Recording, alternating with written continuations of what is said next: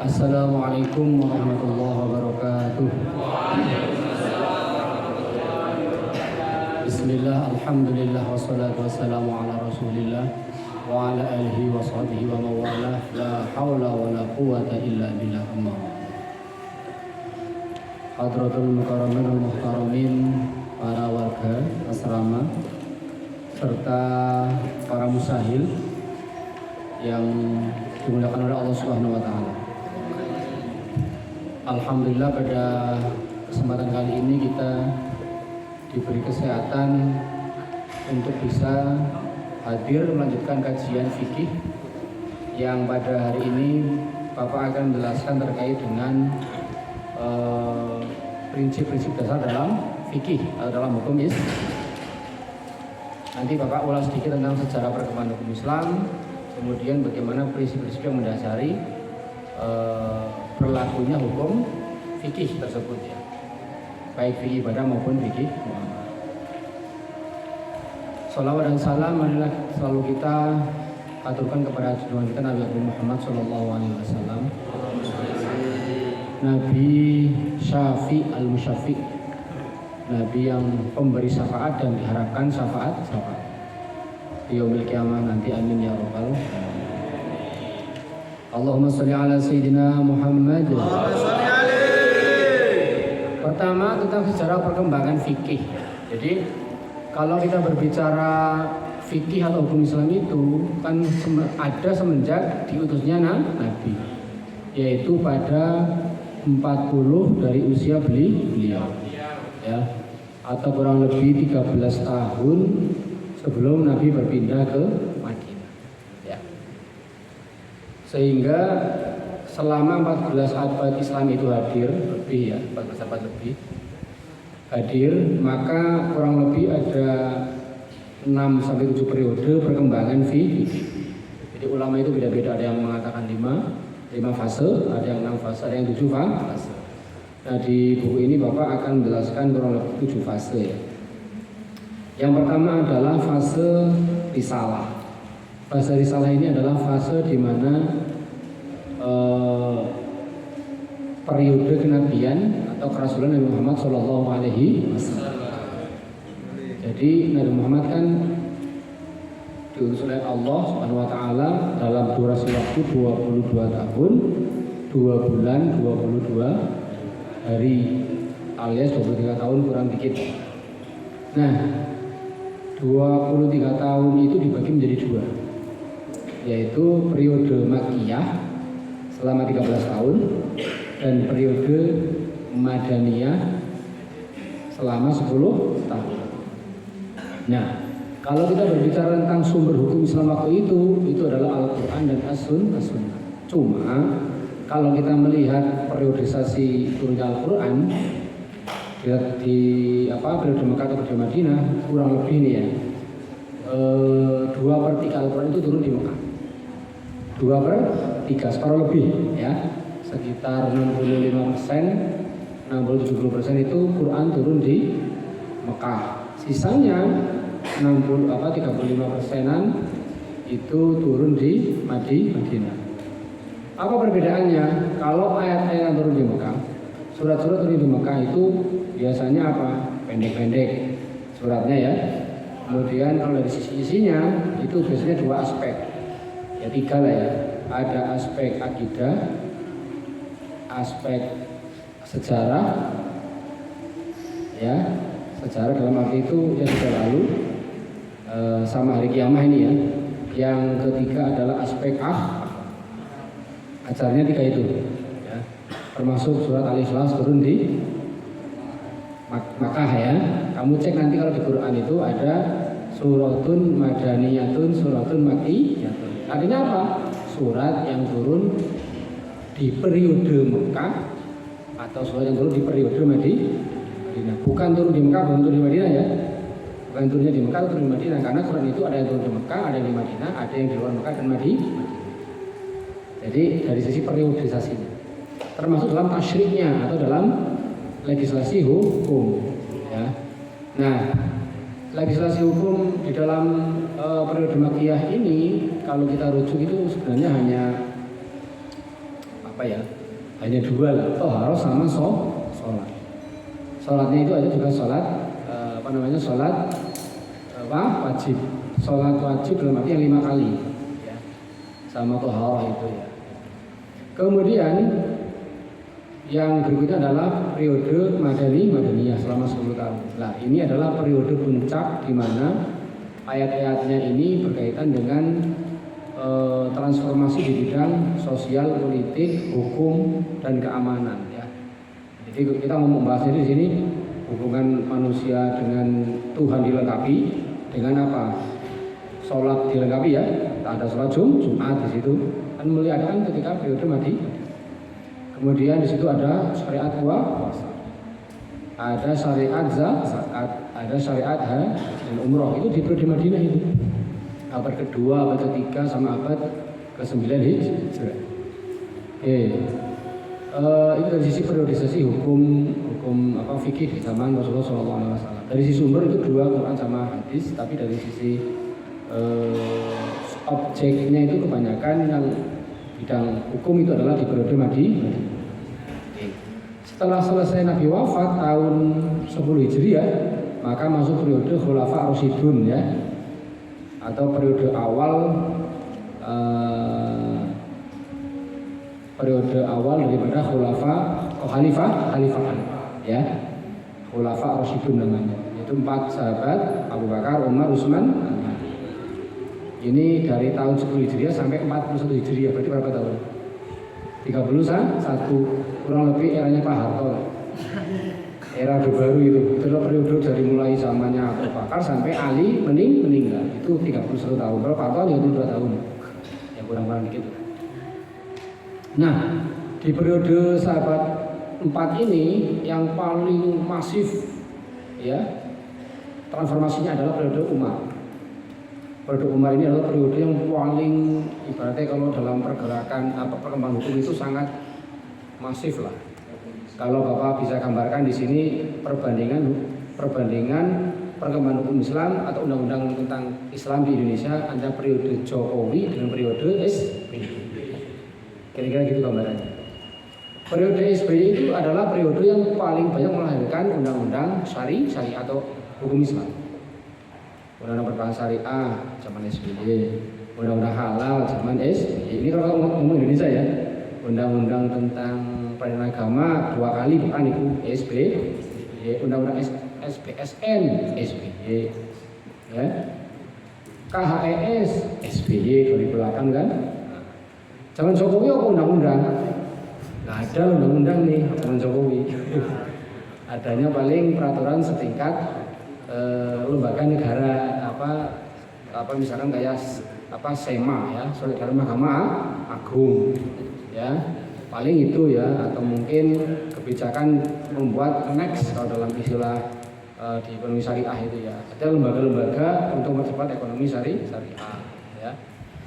Nah itu ya sama di periodenya Umar ini adalah periode paling masif perkembangannya. Jadi misalkan tentang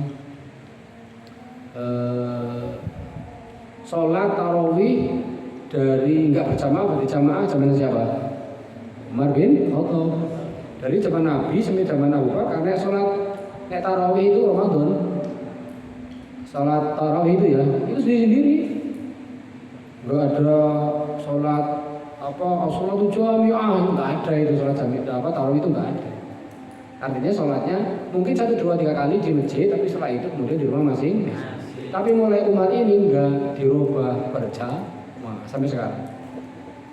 Jumlahnya juga menjadi 20 plus 3 alias 23. Itu yang diikuti oleh siapa? NU. Ya. Kemudian orang nyolong nggak dipotong tangan, itu zamannya Umar itu. Orang mencuri kan dipotong tangan ya, sudah mulai nisab itu kan. Zaman Umar enggak. Apa alasannya? Karena waktu lagi pajak sehingga tidak memenuhi syarat ideal dari jatuhnya hukuman ya, atau itu ubah itu nggak memenuhi syaratnya ya, kan beda ya, lagi paceklik orang nyolong sama lagi makmur nyolong itu kan beda ya. Kalau paceklik itu berarti orang butuh makan, logikanya begitu ya, kalau lagi nggak paceklik, lagi ekonomi lancar itu ya berarti orang pengen seneng gampang caranya gitu, nyolong kira-kira gitu. Dan banyak lagi yang lain ya, termasuk Quran kemudian disebarkan di seluruh periode seluruh masyarakat muslim itu juga di eranya. Bahkan yang mengusulkan di zaman Abu Bakar pun tentang kodifikasi Quran itu adalah Umar bin Khattab. Nah, jadi Umar sama Utsman itu yang paling banyak ya. Utsman itu misalkan azan Jumat menjadi 2 kali itu di periode Utsman ya. Jadi azan itu dulu dari zaman Rasulullah, Abu Bakar, Umar itu sekali toh. Seperti di Muhammadiyah ya. Tapi di periodenya Utsman itu kan Islam semakin luas ya. Dan manusia itu semakin masif aktivitasnya. Kemudian dibuat azan 2 kali. Waktu itu azan pertama di pasar atau tempat-tempat umum. Allahu Akbar, Allahu Akbar. Ini Jumatan. Kemudian pada datang ke masjid, di masjid itu kemudian diadzani yang adanya Rasulullah. Ya. Itu zamannya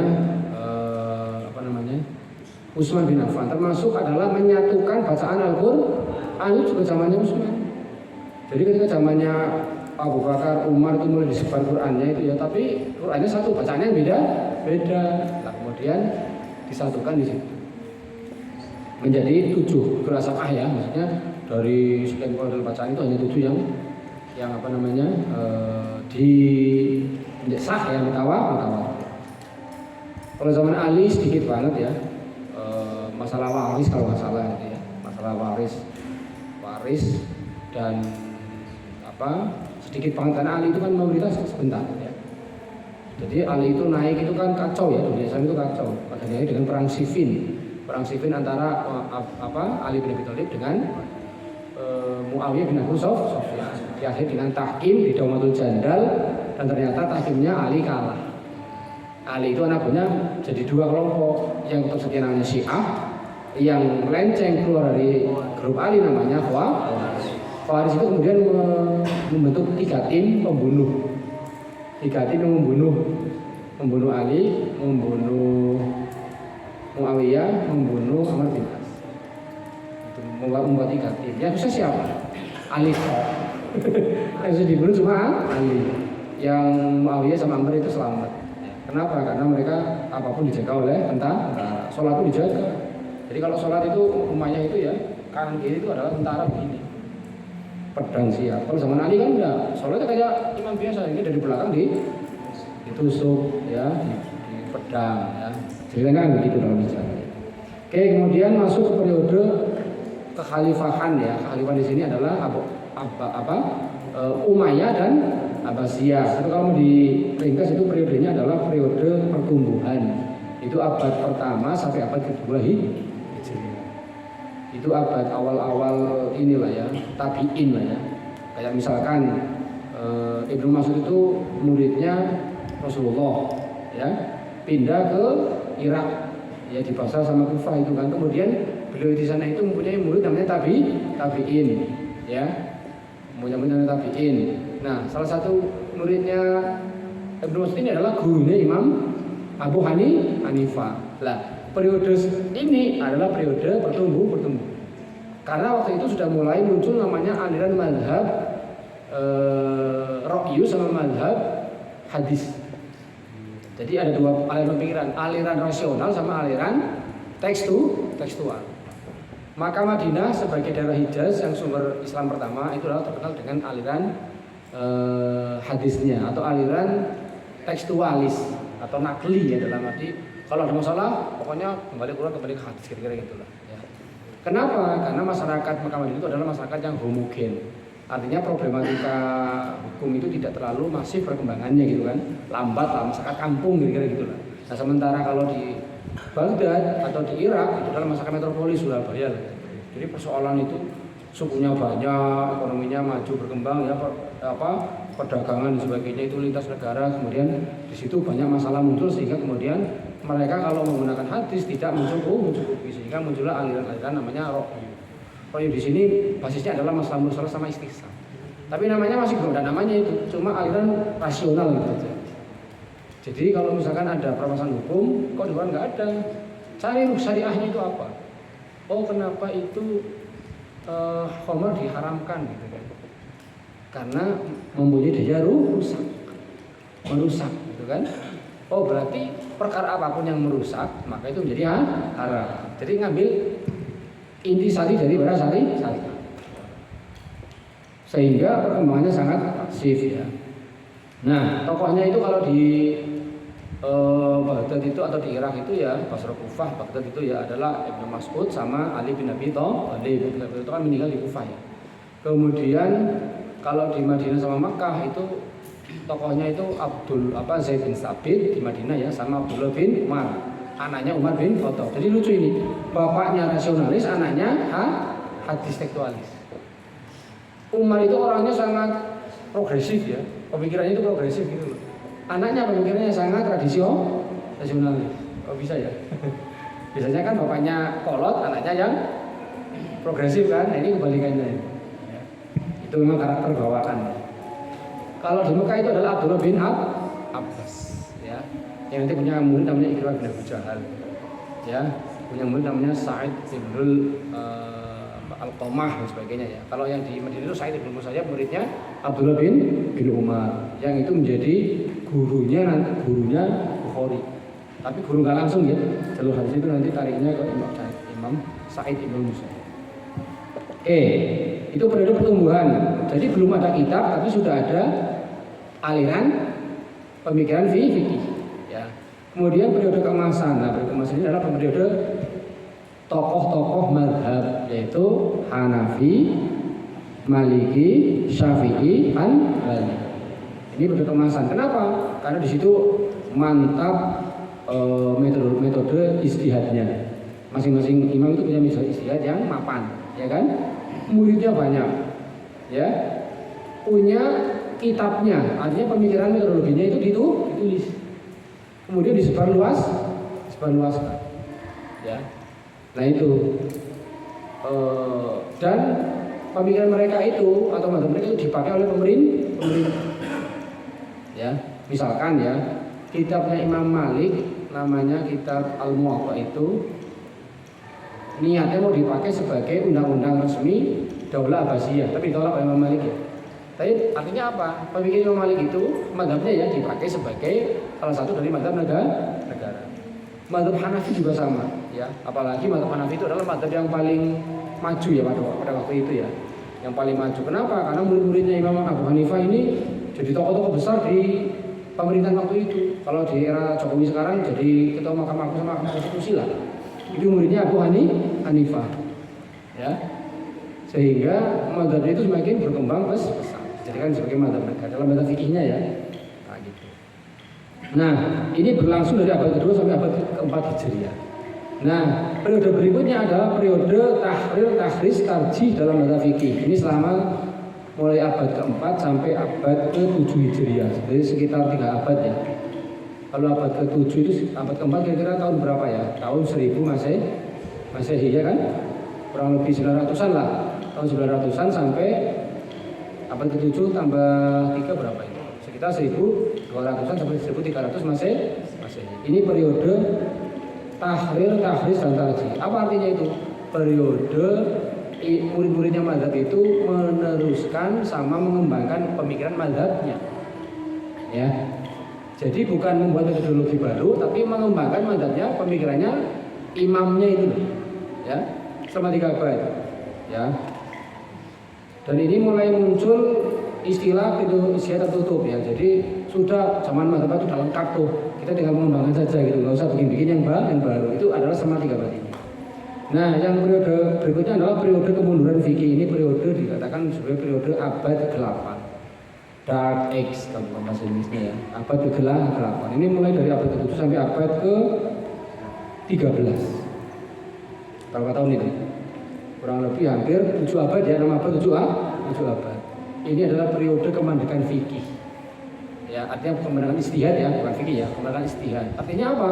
Di periode ini fikih itu hanya Dikembangkan lewat yang ringkes diperluas, yang luas diperingkas.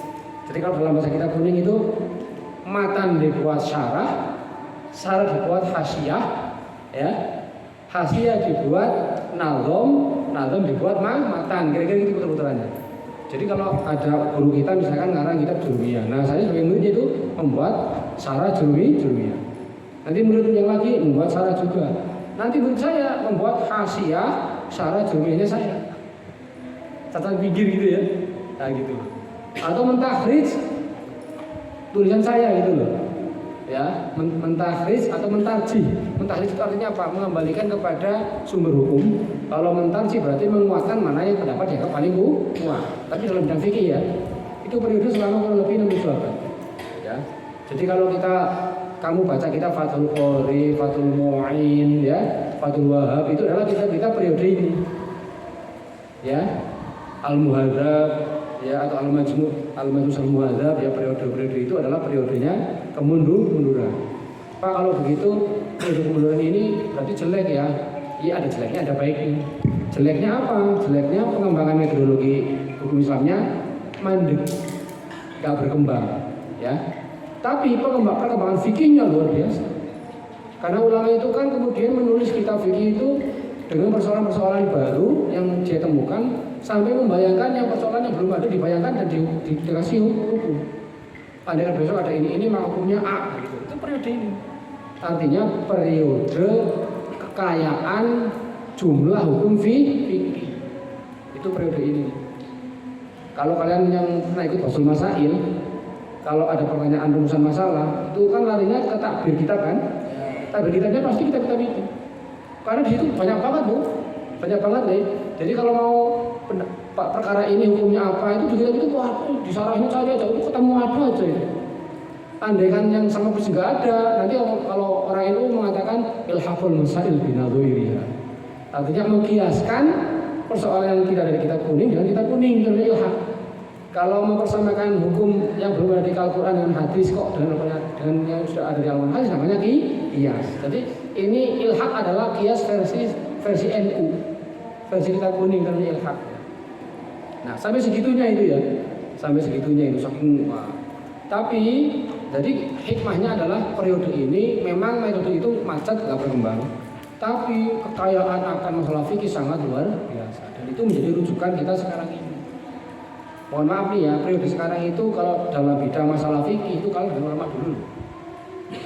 Kalau saya baca buku-buku ulama sekarang nih, pasti perkara yang sudah pernah terjadi. Yang belum pernah terjadi nggak pernah dibahas.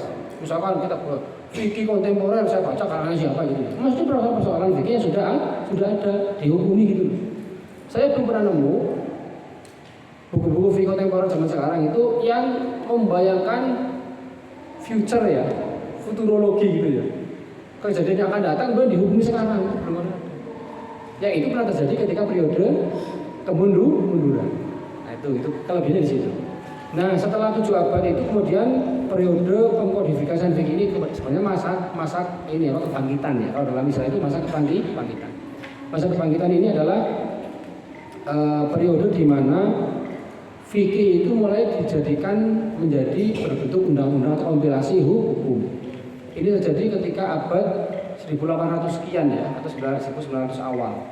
Itu dengan terbitnya Majmu'ul Ahkam Al-Adliyah atau semacam kitab undang-undang hukum perdatanya kekhalifahan Turki Utsmani yang kurang lebih hampir sama dengan kalau perdatanya Indonesia ya, buatan Belanda itu sekitar 1800-an pasal ya, 1800 sekian pasal ya, dan memuat sekitar 99 kaidah fikih yang sampai sekarang dijadikan rujukan oleh ulama-ulama sedunia dalam masalah muamalah atau iqtisadiyah, muamalah transaksi ekonomi maupun bisnis syari. Oke. Kemudian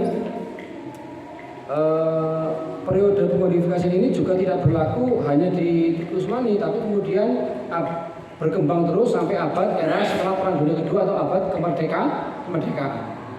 Di Indonesia kan begitu ya. Di Indonesia ini yang cukup masih berkembang adalah legislasi hukum Islam. Ya, misalkan Undang-Undang Nomor 1 Tahun 74 tentang perkawinan, Impres Nomor 1 Tahun 91 tentang kompilasi hukum Islam, SEMA nomor 8 tentang 2008 tentang kitab hukum ekonomi syariah, kompilasi hukum ekonomi syariah. Kemudian Undang-Undang nomor 21 nomor 3 tahun 2006, nomor 21 tahun 2008, nomor 50 tahun 2009, ya. 2011. Kemudian Undang-Undang nomor 32 kalau salah nomor tahun 2014 dan seterusnya. Ya.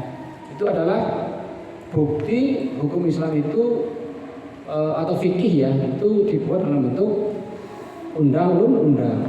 Pak, bedanya apa Pak kalau hukum Islam itu berbentuk fikih sama berbentuk undang-undang? Bedanya gini, kalau berbentuk fikih itu bisa dipakai, bisa enggak, dan tidak mempunyai dampak akibat hukum secara kelembagaan. Tapi kalau dalam bidang legislasi, dalam bidang perundang-undangan itu berakibat apa? Mengikat dan mempunyai daya paksa. Itu bedanya di situ ya. Mempunyai daya paksa. Ya. Jadi kalau Anda itu nikah belum umur 19 tahun, Anda itu nanti bisa kena hukum. Ya, dia nggak sah, tidak mendapatkan kartu nikah. Nah, gitu. Karena Anda tidak memenuhi undang-undang. Satu undang-undang nikah itu kan berdasarkan revisi terbaru kan usia laki korban 19 tahun. Kecuali kalau Anda itu minta istilahnya itu dispensasi nikah, istilahnya kalau di agama ya, dispensasi nikah. Tapi harus sidang dulu tuh. Apa alasannya kok nikah duluan? Nah itu oke, kalau daripada maksudnya banyak besar ya, dari disetujui sama hakim, tok keluar. Maka itu menjadi dasar bagi KUA. Apa itu KUA? Kantor urusan agama apa? Hindu bisa nggak? Kata Gus Yakut akan bisa ya kemarin ya, pernah rame itu. Oke. Itu ya kira-kira periode perkembangan hukum Islam dari zaman Rasul sampai zaman sekarang. Nah sekarang kita masuk kepada prinsip-prinsip dasar ya. Jadi gini, hukum Islam itu ada prinsip-prinsip pokok yang melandasinya ya. Prinsip-prinsip pokok tersebut ini bisa kita lihat dari dalam konteks umum ya, adalah prinsip tauhid ya. Jadi semua ibadah yang disyariatkan oleh Allah kepada umat Islam ini adalah dasar intinya adalah mengesahkan Allah. Coba ya kamu di iya karena stain itu kan salah satu prinsip ya.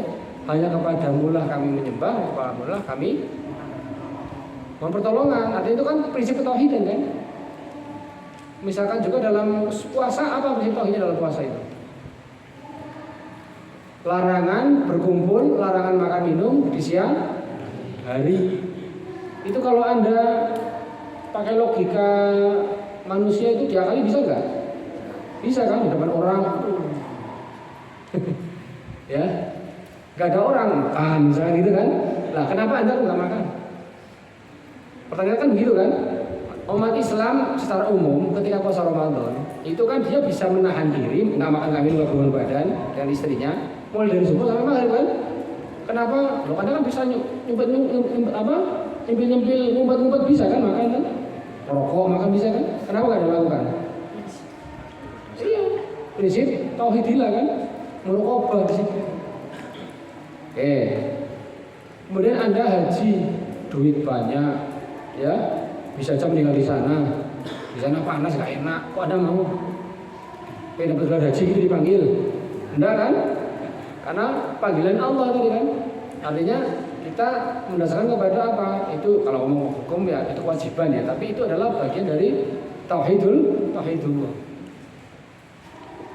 Kemudian yang kedua, manusia berhubungan langsung dengan Allah tanpa atau meniadakan perantara. Nah ini adalah misalkan dalam sholat itu adalah sarana dari Allah supaya makhluk itu langsung berkomunikasi dengan Tuhan tanpa perantara. Ya, kalau orang lain kan ada perantaranya kan, perantara patung kan. Kalau orang Islam enggak, pokoknya disuruh pada kiblat aja nih. Allahu Akbar itu kan khusyuk nih di pikiran kita, di hati kita itu. Kalau kita menghayati bacaan Al-Quran kita itu kan langsung seakan-akan kita nyambung dengan Allah.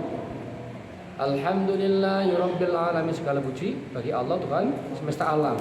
Nah, kalau kita hayati ya, Ar-Rahmanir Rahim, pengasih penyayang. begitu nikmat, begitu banyak kenikmatan yang kita dapatkan, itu bentuk kasih sayangnya Allah. Terus apa lagi? Malik yaumiddin, penguasa alam semesta.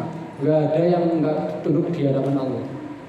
Ya, kalau Allah berkehendak, gempa sekarang gempa rusak semua itu alamnya. Ya.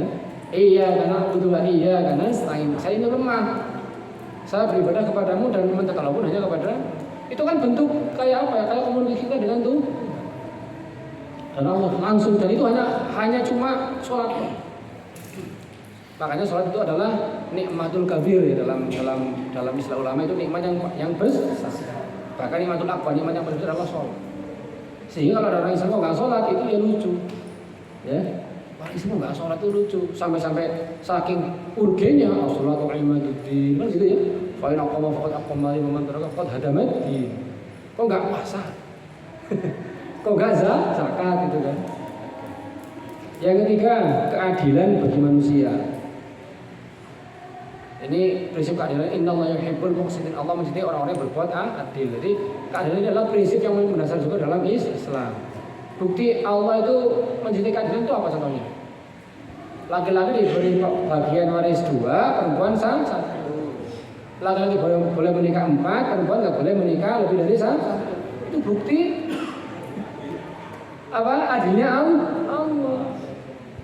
Coba rasionalisasikan bahwa laki-laki itu kok 2, perempuan 1 itu adil. Apa rasionalisasinya? Apa kira-kira? Secara logika ya. Kalau secara apa kasat mata kan itu adil kan? Manusia katanya kan laki perempuan itu sama gitu kan? Supaya saling mengenal, Allah itu nggak laki perempuan. Oh ini beda gitu. Apa dalam konteks Paris itu kok beda? Adil enggak? Ada yang berkata tidak adil siapa? Ayo berani. Ya. Adilnya apa? Karena dalam Islam itu laki-laki itu punya kewajiban lebih banyak dibanding perempuan. Perempuan itu aja benar. Perempuan itu kewajibannya itu apa? Ngurus anak, ngurus suami. Yang sumber urusnya itu adalah dari suami. Paham ya? Terus suami itu kalau punya apa waris itu apa? 1 untuk istri dan anaknya, 1 untuk orang tuanya. Jadi kalau kamu punya ibu janda gitu ya, anak laki-laki 1, anak 2 laki-laki perempuan ya, maka Anda sebagai laki-laki itu yang wajib menjadi pemberi nafkahnya ibu kamu. Makanya sekarang pun bapak nih ya, itu setiap bulan ngirim ke ibu, udah janda sudah 21. Semenjak bapak meninggal, saya itu ngirim rutin, walaupun cuma 300 minimal. Kalau rezeki lebih ya kasih lebih. Gitu. Anaknya kan banyak, 11 ya. Kalau masih kirim 100, sejak udah banyak tuh ya. Itu. Enaknya punya saudara banyak itu begitu, bisa keroyokan. Ya. Nah, itu. Tiap bulan saya kirim 300 minimal 300. Bahkan kadang-kadang saudara yang saya anggap masih agak berat ekonominya saya bantu. Walaupun gaji saya nggak besar ya. Ya semampunya lah kan, seperti semampunya. Kewajibannya 2 sehingga dapat 2. Artinya itu pun nggak kembali ke dirinya loh. Mohon maaf ya. 2 laki-laki itu tidak kembali ke dirinya, kembali ke anak, istri sama orang tua. Kalau istri dapat warisan untuk siapa? Dirinya sendiri doang. Misalkan saya punya istri itu punya dikasih uang 5 juta beli mobil Foxy, dosa nggak dosa. Anak laparan, kan bisa suaminya loh, bapaknya itu. Gitu ya, cara hukum itu begitu. Pak sekarang gimana Pak? Dalam prakteknya istri itu banyak yang jadi TKW, suaminya ngomong lah gimana itu? Ya hukumnya juga berubah. Maka nanti di Badan Agama kalau masalah waris ya, masalah harta gunung gini atau waris nanti ya, itu kadang-kadang dipertimbangkan begitu. Namanya waris sangkolo di Madura itu, ya kan? Laki-laki perempuan sama. Ya. Itu sebenarnya bukan menentang ininya Allah bukan, tapi justru memenuhi ruh syariah. Kalau 2 banding 1 itu kalau begitu loh, kalau nggak begitu berarti ada modifikasi hukum. Gitu loh. Yang ketiga persamaan. Nah ini persamaan di antara sama manusia. Jadi kalau persamaan di sini berarti apa? Tidak. Rasulullah pernah bersabda begini ya. Ini bahasa Arabnya saya lupa tapi bahasa Indonesia kira-kira begini. Orang Arab itu tidak lebih baik dari orang non Arab. Orang Ajam namanya ya. Orang Ajam orang itu tidak lebih mulia dari orang. Yang paling mulia di antara keduanya adalah yang paling bertakwa. Ini prinsip. Ya. Dalam Islam itu Habib sama nggak Habib sama nggak? Sama. Gus sama santri sama nggak? sama kedudukannya ya, kedudukan dasar itu sama. Tidak ada privilege, tidak ada keistimewaan. Gibran sama Joko misalkan nih, namanya Joko misalkan ya, sama apa enggak? Sama. Beda Pak, itu bisa daftar Wapres, saya nggak bisa, itu nasib. Persamaan dalam Islam itu, coba laki-laki perempuan itu secara umum sama ya. Perbedaan itu karena justru melihat hakiki dari ya laki-laki dan perempuan itu sendiri. Coba kalau laki-laki perempuan dipaksa sama semua loh. Adil apa enggak? Enggak adil kan? Perempuan secara fisik tenaganya lebih kuat atau lebih lemah? Secara umum lebih lemah kan? Kalau sepak bola aja beda aturannya, tinju juga beda kan?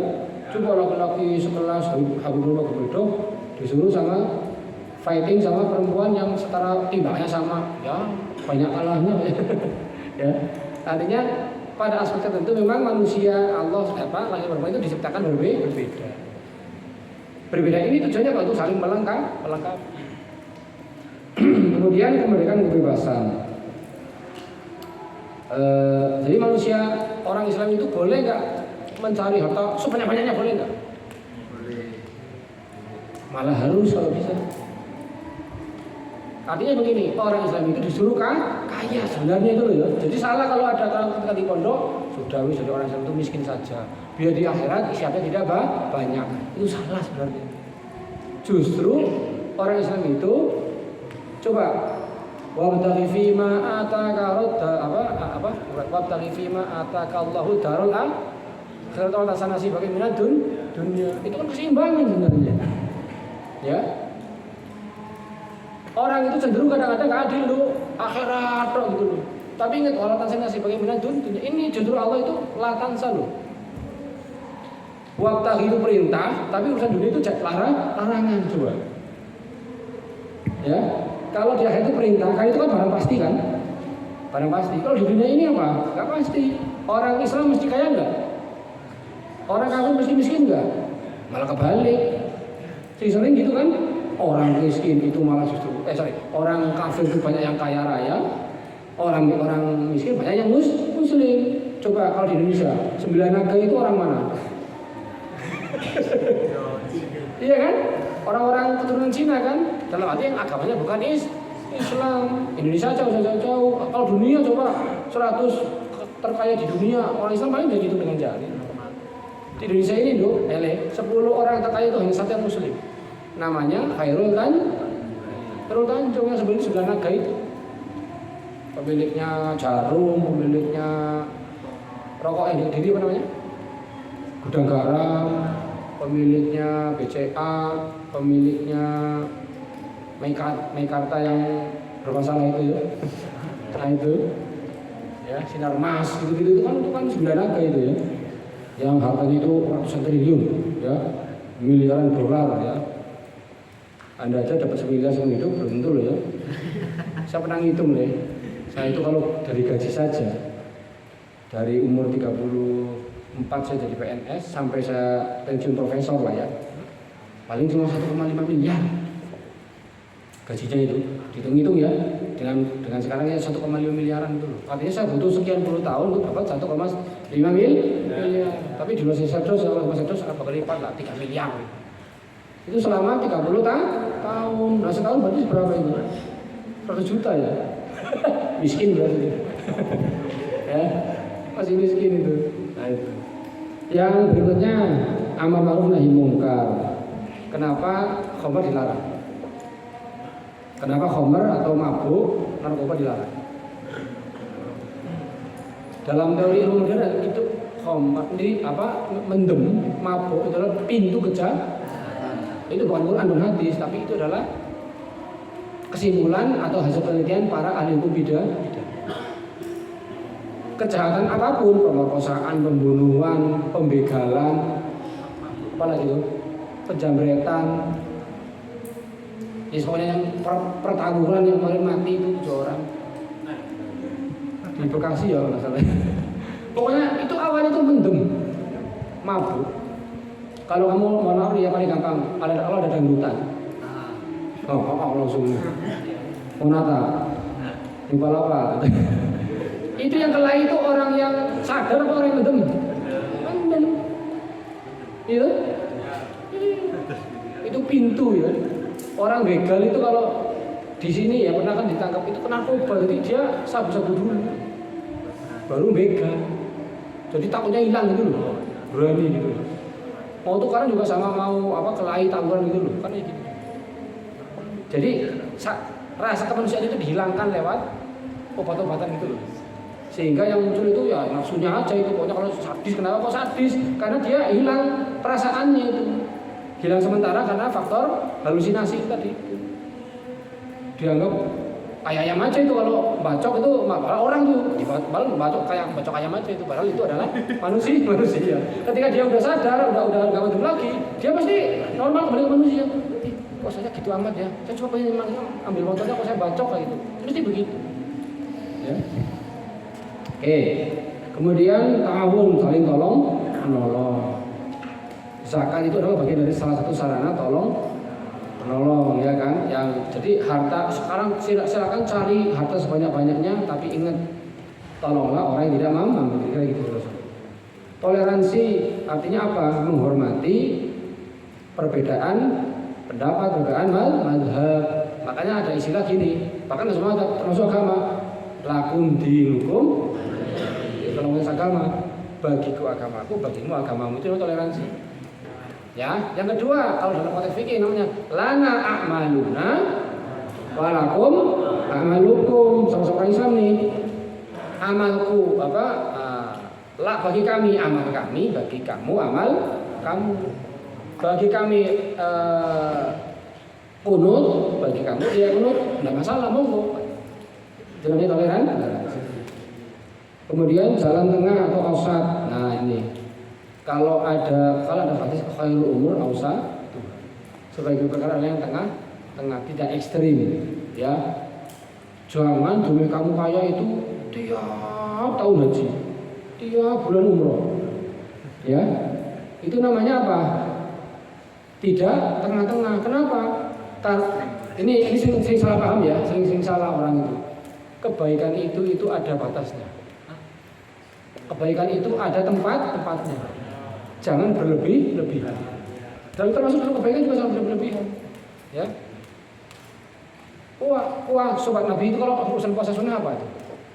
Puasa Daud adalah puasa yang paling benar. Kenapa ayat hadis itu muncul? Karena ada sahabat yang laporan Nabi, wahai Nabi, kalau saya puasa Senin Kamis itu terlalu ringan. Puasa Asyura ringan banget, masuk tahun cuma sekali, 2 kali begitu Nah itu puasa Rajab sunnah ala sedikit. Saya pengen puasa selamanya. Dan saya nggak mau nikah, gitu. Ada yang sama begitu lapor. Apa Nabi bilang? Jangan. Puasa paling berat itu puasa Daud. Sebaik-baik umatku adalah yang banyak keturunannya berlomba. Itu loh Nabi coba. Artinya apa? Jangan berlebih-lebihan. Dumai kita senang ilmu nggak nikah gitu ya. Makanya saya tetap nikah. Karena nikah itu enak. Enak artinya apa? Melengkapi kehidupan kita. Jadi berbagi coba. Ya? Pak, kalau ada ulama yang nggak nikah itu misalkan Imam Nawawi, yang Nawawi Muhyiddin Nawawi itu ya, yang pengarang kitab Arba'in Nawawiyah, Rodatul Thalibin, Al-Masaruf Muhadzab, Al-Adhkaran Nawawi gitu kan. Kemudian ada lagi Ibnu Taimiyah. Pernah dengar Ibnu Taimiyah? Yang ngarang kitab Al-Fatawa Al-Kubro yang 33 jilid nih, segini nih panjangnya. Itu nggak nikah. Usianya 50-an ya. Kalau Imam Nawawi cuma 5 tahun. Saya sekarang 43, 2 tahun lagi udah mati tuh. Kalau ngerti Imam Nawawi, tapi karangannya 500 kitab. Ya itu ada, tapi itu kan kasuistik ya. Tapi secara umum itu adalah berlaku hukum ausat tadi itu. Kemudian menghadapkan pembebanan atau kitab Allah itu kepada akal. Jadi kalau kita mendapat jadi menggunakan akal dalam memahami perintah Allah. Jadi menggunakan akal dalam memahami perintah Allah. Makanya ada fa'tabiru ya ulil albab, ya ulil absor, afala tatafakkarun. Itu kan ambillah iktibar atau pelajaran dari wahai orang-orang yang punya akal, wahai orang-orang yang diberi potensi kecerdasan. Artinya kenapa sih Allah itu kok? Nanti mempertanyakan lah ya, mempertanyakan segala sesuatu nih. Kenapa Allah membolehkan poligami, melarang poliandri? Jawabannya itu kalau Anda seorang ilmuwan, nggak cuma itu sebab A sebab enggak, tapi diteliti perspektif keilmuan Anda. Anda seorang pakar di bidang sosiologi, Anda seorang pakar di bidang antropologi, Anda pakar seorang di bidang psikologi, maka diteliti dalam pendekatan dengan ilmu itu. Dan itu hanya menghasilkan karya ilmiah yang begitu banyak. Ya, ternyata hikmah dibalik larangan poliandri ke perempuan adalah ABCD terkonfirmasi lewat ilmu pengetahuan ilmiah. Yang kata bergembul itu apa? Ilmiah itu apa? Yang bisa diverifikasi, diuji dan dinilai, diulang-ulang dengan hasil yang sama. Itu namanya kebenaran empiris. Ya kan? Kebenaran empiris itu apa? Ya ini nih, empiris. Ya, empiris. Ya, kalau saya meludah, jatuhnya ke bawah. Itu MD, teori apa itu? Gravitasi. Mau di Arab, kira-kira kalau kita dijatuhkan dari atas ke bawah, jatuh nggak? Anda dari naik ke atas Ka'bah, tahu kepada Allah, terjun, kira-kira terjadi nggak kakinya? Ya kejadian kakinya, ya. Demi di Ka'bah, Anda turun dari Masjidil Haram lantai 3, Anda nggak mati. Bisa mati kalau nggak ngepasi kepalanya dulunya mati gitu kan? Itu adalah hukum gravitasi. Itu namanya kebenaran empiris ya, kebenaran yang bisa diuji berkali-kali. Nah itu nanti juga sama nanti larangan minum khamr ya, dulu pernah ada di Quran kan. Khamr itu kenapa dilarang ya? Ternyata zaman Arab itu terjadi perang antar suku, itu salah satunya adalah faktor minum khamr terjadi. Itu terverifikasi di zaman dahulu, itu sudah terverifikasi. Kemudian saya masuk kepada prinsip-prinsip syariah atau fikih sebagai sebuah ketetapan hukum. Nah, yang pertama adalah adamul haraj, meniadakan kepicikan. Jadi dalam Islam itu atau kesulitan ya, meniadakan kesulitan. Kalau ada sebuah kesulitan, sebisa mungkin Islam itu akan menghilangkan itu. Nanti ada di sini bentuknya adalah iskot, pengguguran, ya. Contohnya orang tua yang sudah sangat tua nggak mampu puasa, maka boleh digugurkan puasanya, artinya diganti dengan fidyah. Ya. Kemudian ada namanya tangkis pengurangan, ya. Pengurangan misalkan dari 4 rakaat menjadi 2 rakaat. Ini bagian dari namanya adamul faraj. Kemudian ada lagi tabdil, penggantian atau penukaran. Contohnya apa? Anda nggak boleh, Anda junub, seharusnya mandi, tapi nggak bisa karena sakit, Anda harus tayamum, diganti tayamum. Kemudian takdim, sholat zuhur sama asar digabung menjadi satu, tapi di waktu zuhur, asalnya di waktu zuhur itu kan, atau di waktu akhir asar namanya takhir, ya.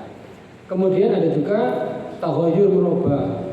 Sholat itu kan Allahu Akbar, rukuk sujud itu kan, nanti ada Allahu Akbar, set, gitu kan? Pas perang namanya sholat iya enggak? Allahu Akbar, tiba-tiba diserang, langsung masuk ke lubang, bawa granat, sami Allah liman hamidah. Nah, gitu misalkan. Ya, itu namanya sholat khauf ya. Artinya bisa dirubah gerakan. Nah, ini adalah namanya adamul haraj. Yang kedua, taqlilut takalif, menyedikitkan beban. Ini sebenarnya bentuk lain dari adamul haraj ya. Menyedikitkan beban. Contohnya itu apa? Sholat 50 kali jadi 5 kali. Ya, itu namanya menyedikitkan beban. Anda kalau nggak punya harta banyak, Anda bukan muzaki, tapi mustahil. Bahkan Anda nggak cuma diberi kewajiban, bahkan Anda diberi hak, ya kan? Anda miskin, nggak mampu ke Mekah, ya Anda usah haji. Cukup apa? Jarul Songo, kata Kiai dulu kan. Kamu kalau Jarul Songo sama kayak haji ke Baitullah. Atau kalau kamu sholat Jumatnya itu nggak putus selama 40 hari, ya maka Anda seperti melaksanakan haji dan umroh, gitulah ya. Jadi ada hadis atau mungkin perkataan ulama yang membuat bahagia umat Islam yang miskin-miskin ini ya, yang miskin-miskin ini. Nah itu contoh. Kemudian ada at-tadarruj fil ahkam, berangsur-angsur dalam pensyariatan hukum. Ini contoh paling gampang itu di Quran loh. Yas'alunaka 'anil khamri wal maisir Qul fihima ismun kabiru wa manafi'u linnas. Apa itu? Mereka bertanya kepadamu tentang khamr dan judi. Ya, qul katakanlah fihima di kolom keduanya. Di mendem sama di judi itu ada ismun kabir, ada dosa besar, wa manafi'u linnas, ada kemanfaatan bagi manusia. Artinya gini, ketika ada umat datang kepadamu Muhammad, wahai Muhammad, ya, jawablah tentang apa? Khamr dan judi. Katakanlah, ada manfaatnya, tapi juga ada madharatnya. Kira-kira gitu. Cuma jawaban cuma itu doang. Artinya nggak dilarang kan? Nggak dilarang. Nah, berjalan waktu, kemudian turun ayat berikutnya. Ya ayyuhalladzina amanu la taqrabus sholata wa antum sukara hatta ta'lamu ma taqulun. Nanti. Hai orang yang beriman, janganlah kamu mendekati sholat ketika kamu dalam keadaan mendem, sampai kamu mengetahui apa yang kamu ucapkan, sampai sadar. Ya, artinya, ya, kalau nggak sholat, boleh mendem kan gitu ya. Artinya kalau mau sholat itu jangan mendem, di luar kalau mau sholat nggak sholat aja gitu. Artinya udah mulai dibatasi nih, ya kan? Yang ketiga baru tegas nih. Innamal khamru wal maisiru wal ansab wal azlamu rijsum min amali syaitani fajtanibuhu la'allakum tuflihun. Ya, sesungguhnya khamr, judi, menginasib, ada perbuatan kotor. Di situ kotor, jember. Bahasa kita itu jember. Bukan jember kota ya, tapi kotor. Min amali syaitan termasuk perbuatan setan. Fastanibuhu, jauhilah. Artinya itu haram dilakukan. La'alakum turhamun, semoga engkau pasti akan beruntung. Ini semoga pasti ya. La'alakum itu kan artinya adalah mudah-mudahan, tapi pasti. Kalau kamu nggak mendem, kamu nggak judi, kamu nggak mau nasib ya, maka Anda pasti beruntung. Makanya kalau Anda ada, mohon maaf nih, ada yang judi online, judol, berarti Anda nggak yakin dengan ayat ini. Nggak ada ceritanya judi online itu bikin kamu kaya, nggak ada. Ternyata di masyarakat banyak ya yang judi online. Saya tahu juga setelah ngobrol dengan bapak-bapak itu ya, aparat desa itu, aparat desa itu cerita itu. Ya paling ini Pak, kata saya gitu ya, apa namanya itu? Kalau nomor itu namanya apa itu kalau di masyarakat? Togel. Ya, paling apa nyari togel Pak. Saya batin ini aparat desa kok togelan ya piye. Iya kan? Atau mungkin judi online gitu ya. Udah tahu nggak di Indonesia ini apa judi online itu kan puluhan ratus triliun kan? Nah itu. Ya. Nggak dilarang secara aturan tapi masih berlaku di masyarakat. Dan mohon maaf nih, kebanyakan menengah ke bawah loh ya judi online itu ya. Nah, hati-hati nih. Ingat ayat ini nih. Kamu beruntung, nggak mungkin kamu itu akan hidupnya tentrem, akan kaya, anaknya soleh, istrinya nggak cerewet, nggak mungkin. Mesti kalau Anda judi online, rumah tangga hancur, cerai, pokoknya gitu. Anaknya nakal, sekolah dibiayai malah blending, itu pasti. Ya, disuruh kesana malah kesini gitu kan, kan nyebelin banget tuh. Ya. Yang berikutnya adalah tahqiqul adalah, menciptakan atau menegakkan keadilan. Kenapa orang membunuh dibunuh? Apa di Quran itu? Wa fil qisasi hayatu ya ulil albab. Dalam kisah itu hayatun ada kehidupan. Ya ulil albab, baik orang-orang yang mikir, kata calon tahunnya. Ya. Logikanya begini, loh, orang membunuh kok dibunuh balik? Kok ada kehidupan? Kan malah mati ya. Logikanya kan? Sekarang gini kira-kira, kalau ada orang membunuh diadili, terverifikasi dia pembunuhan sengaja, qatlul amdi gitu ya kalau bahasa fikih ya, maka dia dihukum ya, ada naik banding, naik kasasi gitu kan, PK kalau di kita itu kan, sampai ingkrah ternyata dihukum mati. Kemudian dihukum mati kalau di Arab itu di depan masjid itu, ya, dipenggal, disuruh gini, diduduki, diantem pakai gini, orangnya tinggal begini doang nih. Jadi kalau apa ya, siap, gini nih, laksanakan, ini sekali tadi ke sini, begitu ke sini, kepalanya ke sono, badannya ke sini, Di YouTube ada kalau mau lihat. Ya, kalau saya ketika umroh cuma diperlihatkan ini loh Pak, tempatnya kalau masjid yang ada kisosnya itu loh. Jadi depannya itu ada semacam ya kalau di sini gazebo lah, semacam berita bukan gazebo, semacam kayak bangunan itu ya. Nah itu di situ tuh. Itu tempat untuk kisos. Itu di Jeddah itu. Saya diperlihatkan. Saya mikir kalau saya di sini nggak tegel, nggak mungkin tegel. Dan ada orang kebun namanya Jeremy Street yang dikisos sekitar 3-4 tahun yang lalu. Ya. Pedangnya itu segini nih panjangnya. Karena di YouTube ada kok diwawancara itu. Pedangnya segini, loh, tajam banget. Ya. Gini langsung petel gitu. Kemudian jadi gini, ada kehidupannya di mana letaknya? Ada kehidupannya adalah ketika orang ini dihukum mati, maka menimbulkan efek jerah. Orang itu akan mikir kalau membunuh. Artinya banyak kehidupan lain yang akan terjaga. Yang terakhir,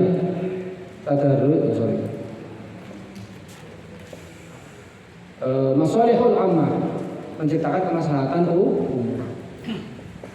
Contohnya apa? Dalam bidang transaksi lah ya.